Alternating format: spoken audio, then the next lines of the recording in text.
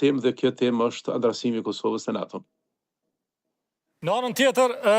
është diçka që quhet bordi i paqes, për cilën Kosova nënshkroi që do të jetë pjesë,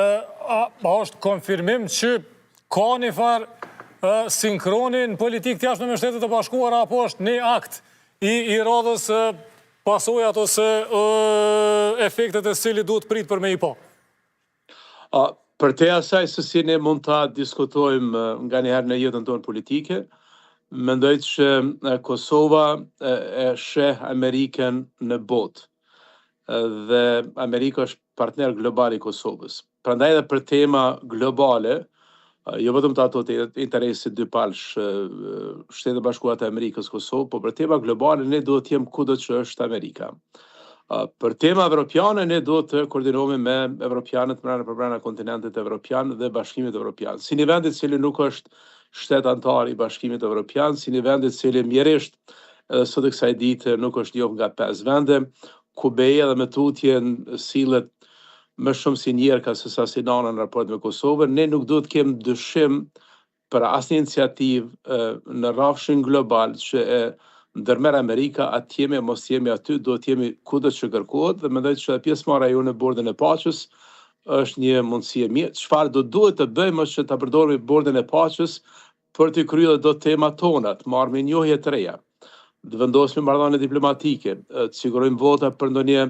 antarësim në ndonjë organizatë ndërkombëtare, të hapum në ndonjë ambasadë, se platformat e tilla përdoren përtej interesit që e kanë shtetet themeluese të një organizate apo të një aleance,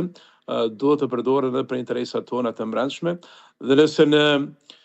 Azi na mund të koordinohemi me Japoninë, e në Oqeani me Australinë,